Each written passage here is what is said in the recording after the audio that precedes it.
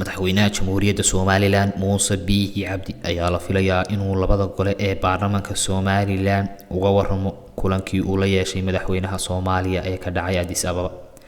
madaxweyne ayaa la filayaa inuu toddobaadkan khudbada dastuuriga ah ee labada gole ugu jeedin doono barlamanka, waxaana la filayaa inuu labada gole iyo shacabka uga waramo natiijadii kulankii uu Addis Ababa kula yeeshay madaxweynaha Soomaaliya farmaajo.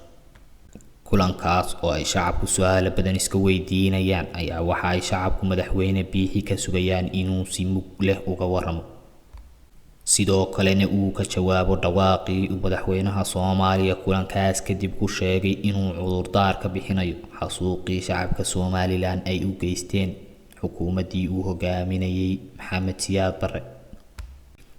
madaxweyne ayaa waxa kale oo la sugayaa inuu khudbadiisan kaga hadlo qadiyadda guddiga doorashooyinka oo xiisad siyaasadeed dalka ka abuurtay, isla markaana ay ka baxeen labadii xubnood ee mucaaridka u matalayay. madaxweyne ayaa sidoo kale laga yaabaa inuu khudbadiisan kaga hadlo waxyaabihii ay xukuumaddiisu qabatay muddadii uu xilka hayay. xisbiyada mucaaridka Somaliland ayaa madaxweyne ugu baaqay inuu shacabka u soo bandhigo midhaha ka soo baxay kulankaas uu farmaajo la yeeshay.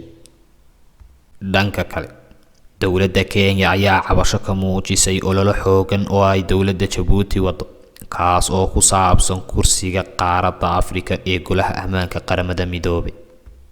midowga Afrika ayaa wuxuu sanadkii hore 2019 kursigaas u caleema saaray dalka Kenya oo gudaha midowga Afrika kaga cod badatay dalka Djibouti, iyadoo uu midowga Afrika go'aankaas u gudbiyay New York si loo xaqiijiyo in kursigaas uu midowga Afrika u gartay Kenya.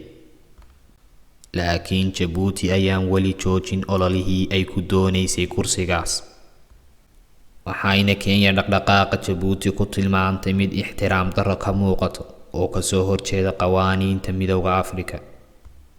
doorashada rasmiga ah ee kursigan ayaa bisha Juun ee sanadkan ka dhici doonta New York.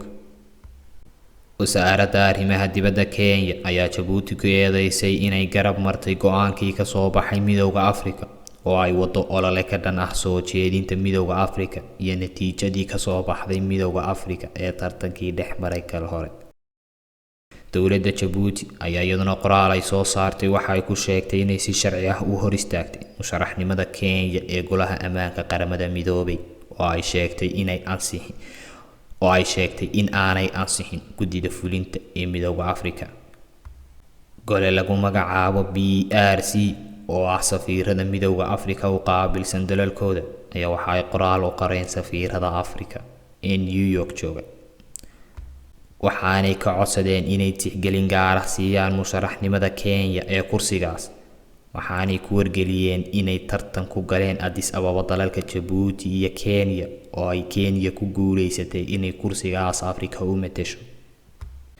golahan BRC ayaa awood u leh inay gaaraan go'aamada cidda Afrika ku matalaysa golaha ammaanka ee qaramada midoobay, waxaana awoodda siiyay madaxweynayaasha Afrika.